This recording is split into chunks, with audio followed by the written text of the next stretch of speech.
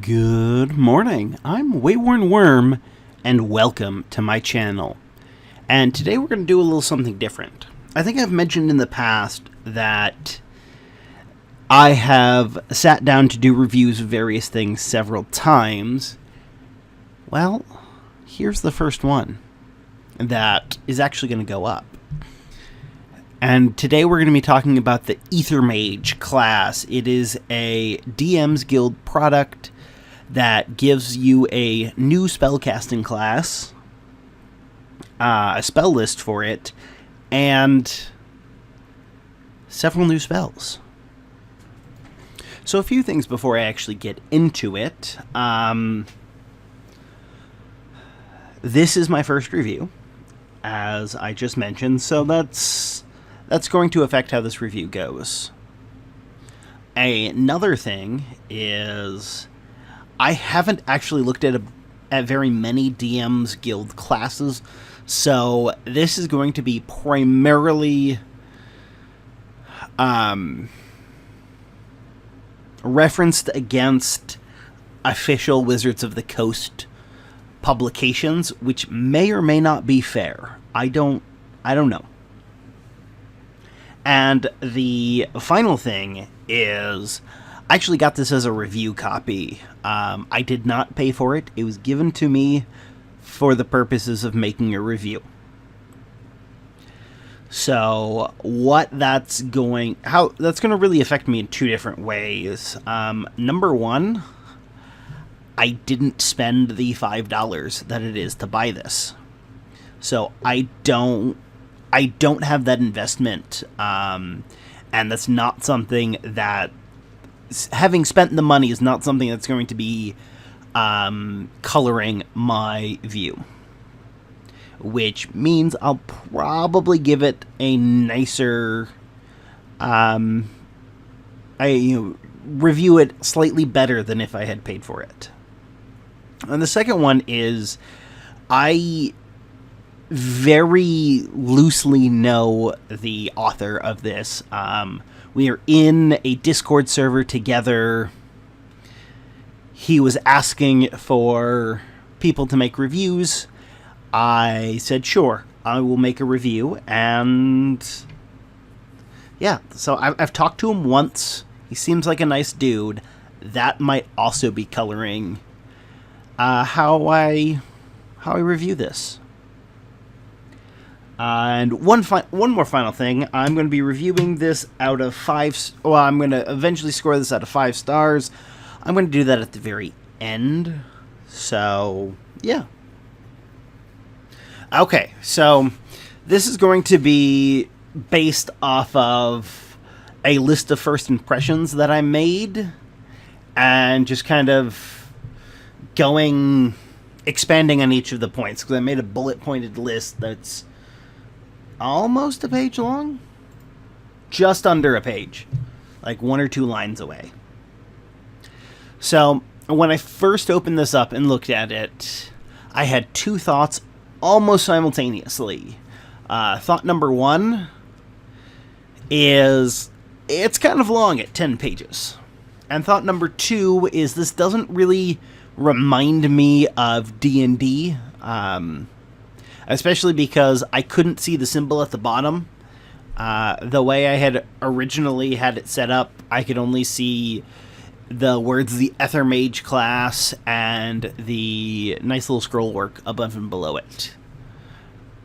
And that felt to me kind of Renaissance-y, or maybe Imperial Roman, not medieval fantasy. Which, that's not a huge nitpick. It doesn't really do much. It's just, that's my first impression of the book, and they're not huge good impressions. They're, one is, ooh, this is a little long, and the other one is, this reminds me of not high fantasy. The second thing that I thought, or the third thing, which came right on the heels of the second thing, because that's when I started scrolling down, is that sigil taking up a good chunk of the bottom half of the page is awesome. I really like that design. I am a sucker for geometric designs like that. What I also put in my my notes is it makes me wonder if there's more significance to it. Unfortunately, I can say after reading the whole thing, there is not. It doesn't call out this sigil as a part of the class or anything. It's just a cool design, which I think is fine. And the reason why I think it's fine is because if you take that really cool design and you tie it into the class, that's a fair amount of work that would take a great product and make it excellent. So if you don't have a great product, I think that's a waste of time. And if you do have a great product, there's probably other ways you can make it excellent. I'm not sure that will ever be honestly worth the amount of time it takes. So I'm okay. I'm actually going to flip forward a couple of pages. And as you can see, this looks like a D&D product, which is awesome. You know, we've got the first page here, you know, which gives the short little blurb about what you're going to find in here in the right fonts with everything. You've got the DM's Guild logo, which you have to have. You've got down here the legal stuff, and over here who it's produced by. And two nice little pieces of art here. I mean, this is a really fine splash page. Or it wouldn't be a splash page, just like a legal page and slight introduction. And then the next page, we jump right into the class. I don't know how much of the this PDF the author wants me showing off, so I'm just going to keep it as bare minimum. So what the splash page or the legal page also tells you is that it is both a class and there are new spells. And there is a spell list, which that goes a long way towards making me feel better about the 10 pages. Plus when you have the intro page, and I think, let's scroll all the way to the bottom. Nope. I was like, I think there's even a back cover. There's not. Okay, so we then get into the 3 little short stories. So I already showed that page. Right here, we've got the fiction that you get with classes. And I think they're good. I think they show off the mage, the Aethermage really well. You know, when I was getting ready to start this, I was like, I'm going to say Aethermage the whole time. And nope, Ether is what's coming out, so I'm going to keep with it. It's going to be the Aethermage. Although I wouldn't call it Ether, I'd call it Ether. The Aethermage deals with ether. So the next thing is, what I noticed about those 3 little things is they're kind of know-it-all shits. Which, I didn't really get that until the second reading.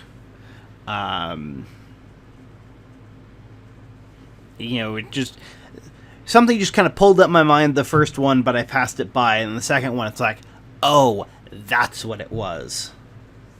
These are all 3 of them are arrogant. And then you go down to the intellectual outsiders, over here, I don't like this section. If I were playing or running an Aethermage, I would cut out the section of intellectual outsiders. Yeah. I don't like it. I don't like what it implies about the character. Nope. I get it. I understand why it's there. I don't like it. And I think it adds some negative stuff to the character. Straight from the source, that's fine. It's a really good explanation. Yeah. Now, what I learned getting into the actual class was that it's based on a sorcerer. Which is 100%, the chassis under this is a sorcerer. It's got some things pulled in from the warlock, and I think maybe like one or two things pulled in from the wizard, and a bunch of things that are, as far as I can tell, created pretty much whole cloth, which are all fine. Like the reason why I know it's a sorcerer is I'm like, I wonder which class this was created from, and I got out my player's handbook and I looked. I think that's also a really good strength of this class, is its starting point is a class that Wizards of the Coast has put out. Another thing that this has is ether points. They seem really high to me because so they function similar to sorcery points. However, at level 20, you top out with 28 ether points. And checking the sorcerer tops out with 20 sorcery points at level 20. So, a little bit more, but they start out at the same, and the Aethermage starts gaining them faster, and the sorcerer never catches up. And from what I've been able to find later, what you can use the points for, they're not all that much more expensive. In fact, they're not. If anything, they're less expensive, except for the 20th level ability, which I will get to later. There's also a slow cantrips known progression. You know what? I'm going to show you it. Because why not? Yeah, if you see, at second level you have 2 ether points. You hit 20 at 14th level. So at 14th level, you have as many ether points as a 20th level sorcerer. And if you look in the next column, cantrips known, you start off with 2 cantrips. You learn a third one at 4th level. You learn a 4th one at 10th level. And going back to the sorcerer, which again is the closest to this, the cantrips known start off at 4. At level 4, you get a 5th, and at level 10, you get a 6th. And you go, well, maybe it's like the wizard. It's not. The wizards start off with 3 cantrips. At level 4, they go to 4. At level 10, they go to 5. And that leaves the warlock. It is the same progression as the warlock in cantrips known. Other things, the hit die, 1d8, that is... The hit point section is pulled straight from the Warlock. And, yes, the proficiencies, except for saving throws and skill, are also from the Warlock. So this is basically a sorcerer edited with Warlock stuff. The saving throws, intelligence and constitution, essentially the same as a sorcerer. Constitution and your primary spellcasting ability. And the skills, I actually couldn't match that skill list directly from any other class. So there you go. The equipment seems standard. It's basically the sorcerer starting equipment with a few edits to it. Then the first ability you get is Etheric Magic, and that's just boilerplate spell stuff. Yeah, it's just it's a way that it's how it explains the spell casting. It's fine. It's normal. There's no pro or con to it. Then there are two really interesting things that I noticed out of that.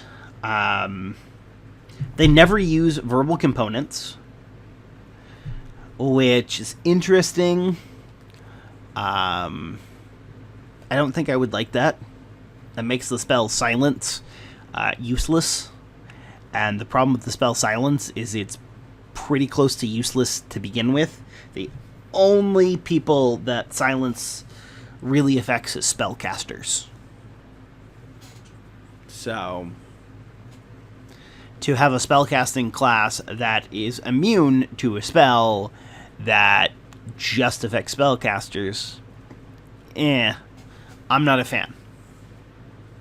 And also, if they have a free hand, that can be used for a spellcasting focus. Okay, I'm not really big into spellcasting focus foci. In D&D, I don't. It doesn't feel like a big deal to me. Just it's like, oh, that's weird. But then they have an ability.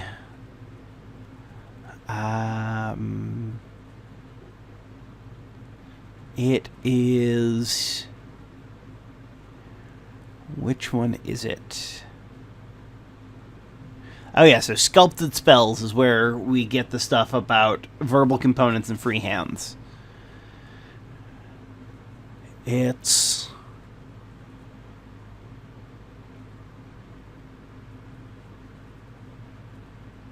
yeah, Ether Burn. That's the one I was looking for. Sorry about that. There's a little bit of dead air there.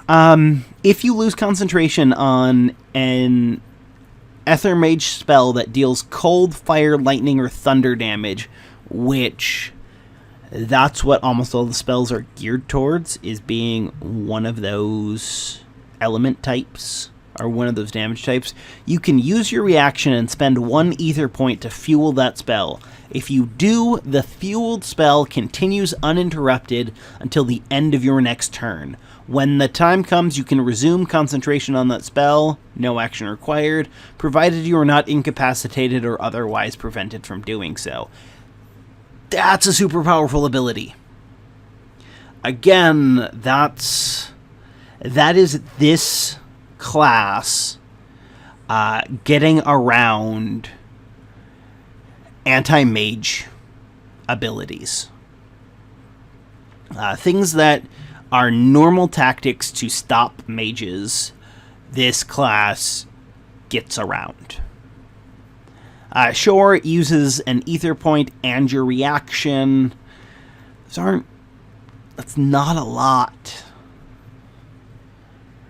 And also, the no action required thing kind of throws me for a loop, because maintaining concentration is a bonus action. Yeah. So, I don't know. Maybe it still uses your bonus action to concentrate. I don't know. And maybe that's a point that can be clarified a little bit. And then Ether Overload seems overpowered as fuck. As an action, spend 1 ether point and choose an active spell or magical effect within 30 feet of you. There are lots of spells that last multiple durations. If the spellcaster is concentrating on that spell, most spells with longer durations are concentration. That spellcaster makes a charisma saving throw. Here's the thing. Your wizard is not likely to have high charisma. Your sorcerer probably will, and your warlock probably will.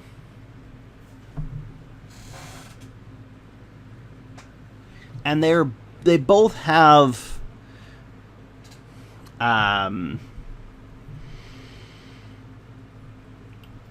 they're both trained in that saving throw. But your wizard's screwed. Your druid is probably screwed.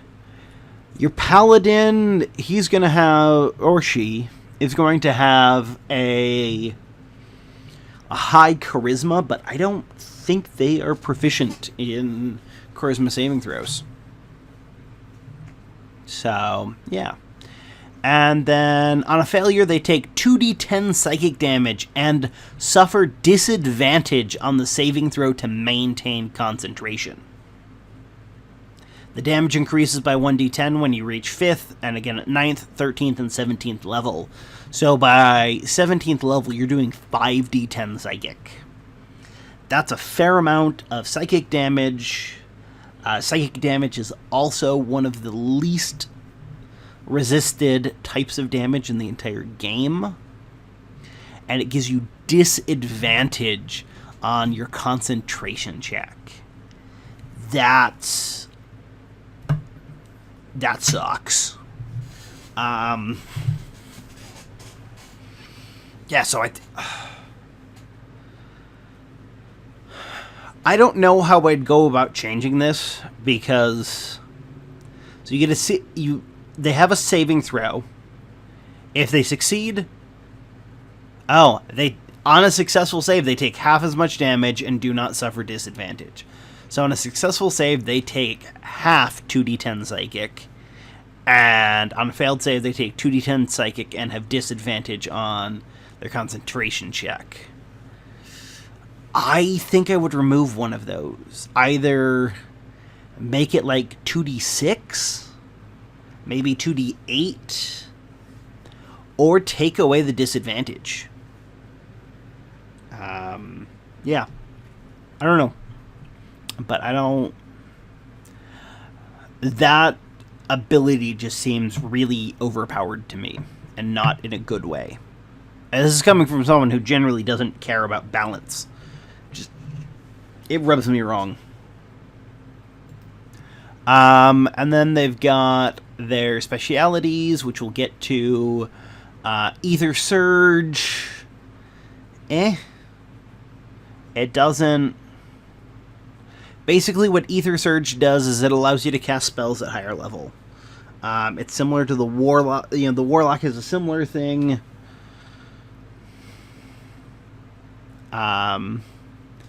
It's... Yeah. Then you get the normal ability score improvements. And then your Ether Surge gets to the point where once you reach 17th level, you can boost an additional spell slot to 6th, 7th, 8th, or 9th level. You can only do it once. Actually, no, you can go up to 5th level as many times as you want, as long as you have the spell slots and ether points to burn. But it looks like if you want to go any higher than 5th, you can only do that once.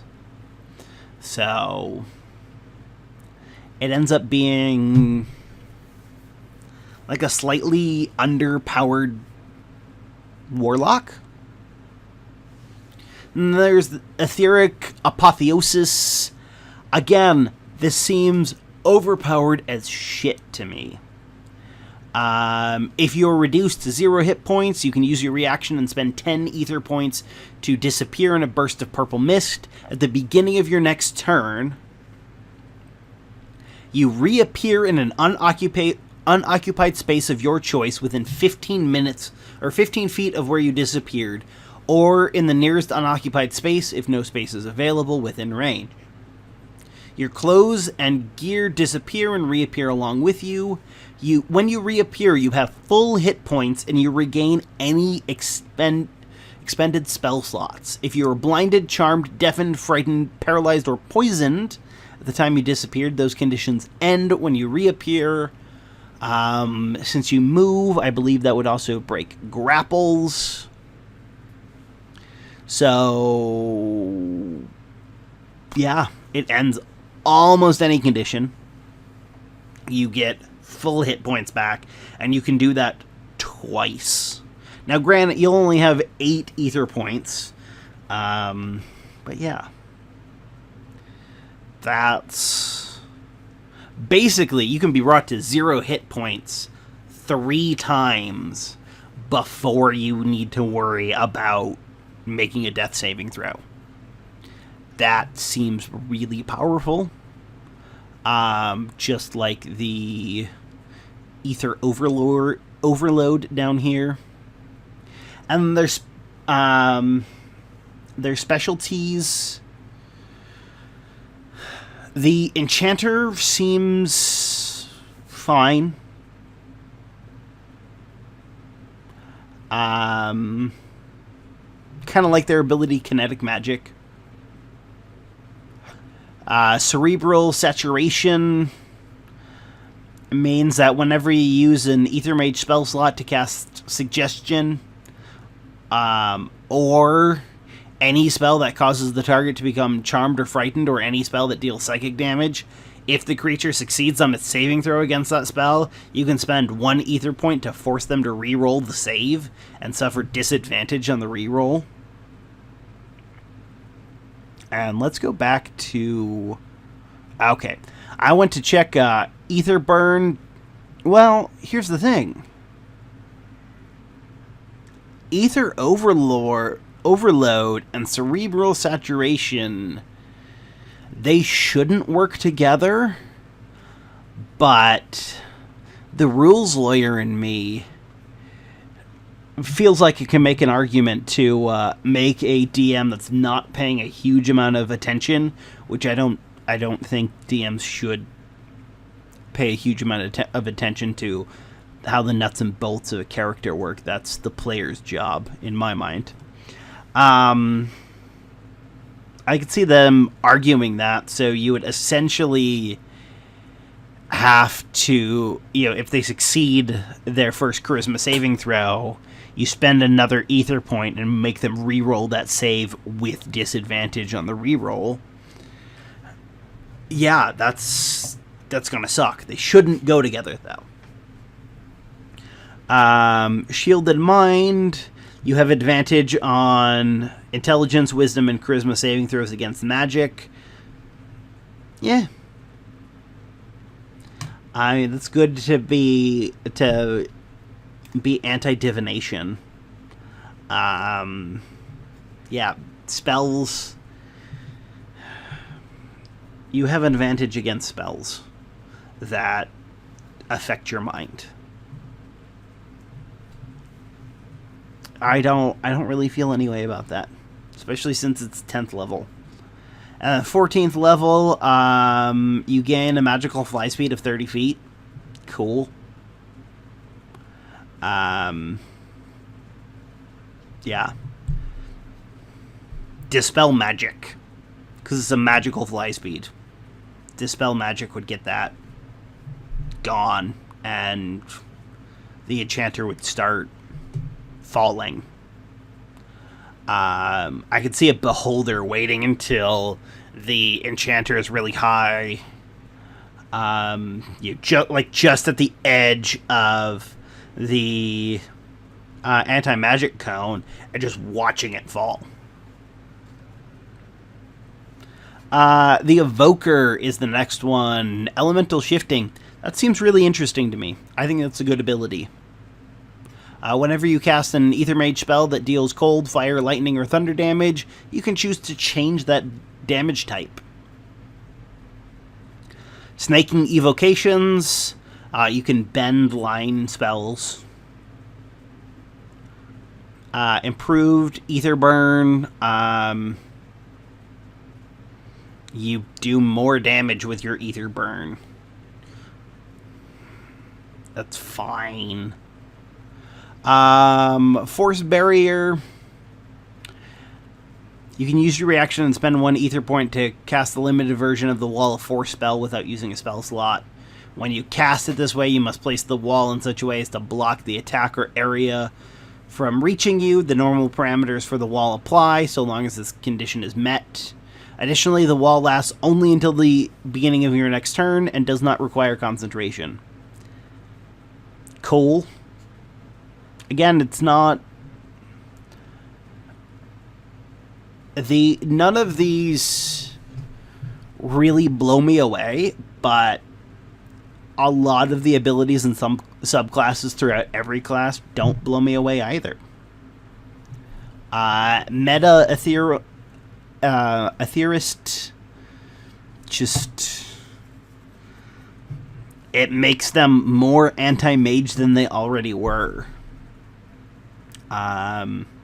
That one ability means you can cast Detect Magic at will. Cool. There's a Warlock ability that does that. Improved Ether Overload. Whenever you roll damage for your Ether Overload ability, you may roll any dice that show a 1 or a 2. You must keep the new rolls. That's essentially the great weapon fighting style of the fighter. Mana Scatter. Whenever you make an ability check to counter or dispel a magic effect, you make that check with advantage. That's cool. Then Etheric Tremors. You gain Blind Sight. If you spend an ether point, you can increase the range for an hour, and instead of making it Blind Sight, they essentially describe Tremor Sense. Which, again, it's fine. It's a fine ability. You should get awesome abilities at 14th level. Then there's Mist Shaper, in case you want to... Gish, basically a mage that can also duel hand-to-hand. Starts off giving you proficiencies, and also allows you to cast Armor of Agaths. Gives you an extra attack. Your speed increases by 10 feet. And up to half your movement each round can be used as a teleportation effect instead of walking. In other words, starting at 6th level, you'll never again have to deal with having to disengage, which is cool. Just hopefully you can move faster, or at least as fast as your opponent. Ether Blade. For the next 8 hours, you can make your blade magical. And they deal extra damage equal to your proficiency bonus. That's cool. But by 10th level, you shouldn't need that. Especially because it can't have the two-handed property. Yeah, if you're 10th level and you don't have a weapon that is magical, there's something wrong with your game. And then Battle Magic. When you use your action to cast an Aethermage spell, you may make one weapon attack as a bonus action. That's pretty severe, requiring your bonus action. And the new spells, I like Kleptokinesis. I think that's a fun spell. Ice Beam seems to be designed for elemental shifting. Ether Siphon, you can empower your spell.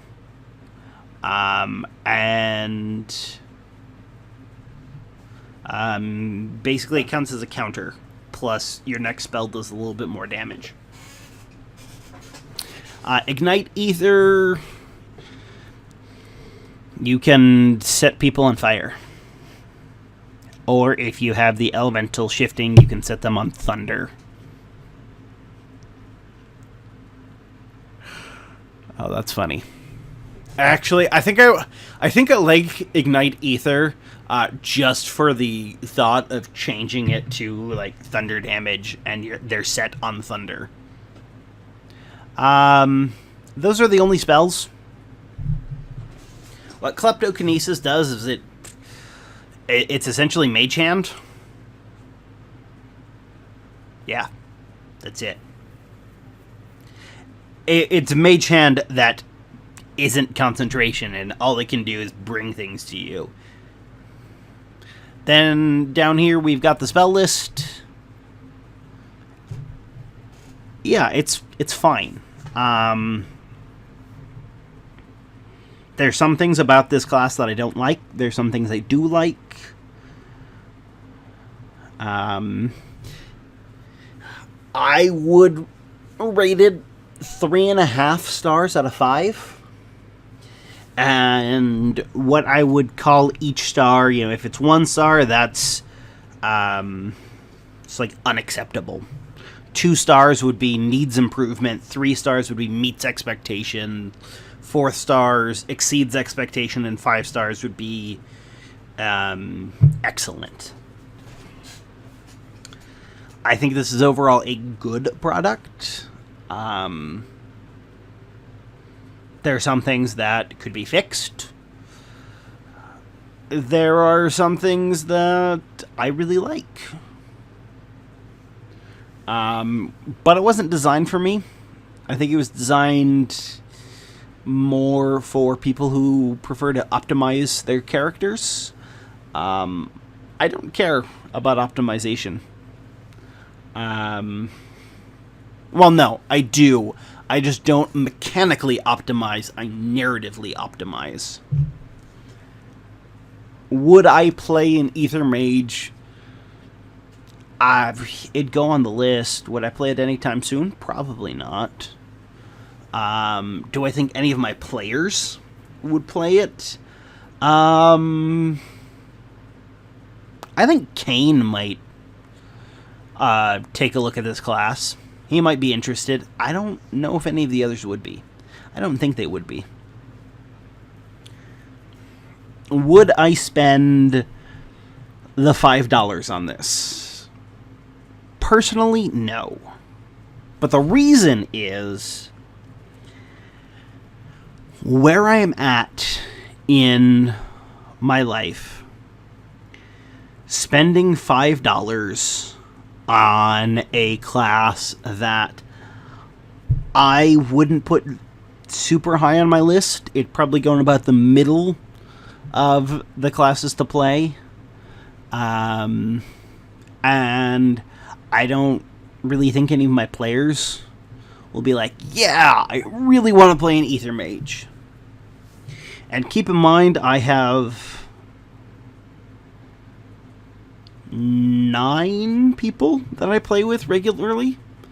In games that I run, there's another 3 people, if you count the DM, who I've never seen play as a player. So I don't know what he likes. So So yeah, out of like 11 players, I don't think this really fits well for any of them. But that's just down to personal preference. Like, out of that same group, how many of them do I think would play a druid? 1, maybe 2. Yeah, there's just how many of those 11 players do I imagine would play a sorcerer? 0. I don't think any of them really want to play a sorcerer. Or a warlock. Well, no. Kane is currently playing a warlock, so 1. I don't know if any of them have a desire to play a wizard. So yeah, just the people I play with, they tend not to really care for wizard types. You're full-on spellcasters. So I wouldn't see much use from it in any short frame of time. And that seems like a lot of money for something that I'm not going to play. And my players aren't really going to play. Now, if either of those two statements are not as true for you as they are for me, I would encourage you to buy this. I really would. If you think you or one of your players would be interested in this class, great. If $5 doesn't seem like a lot of money to you, great. If either of those are true, preferably both, I would definitely recommend buying it. It's not really a waste of money, in my mind. As long as you think you're going to... If you're going to use it, it's not a waste of money. I don't think I'm going to use it. Maybe I will. Let's see. Beyond that, you can find it, again, for $5 on the DM's Guild. And I think that's everything. Make sure you tune in on tomorrow for the next chapter of Sherlock Holmes, The Sign of 4.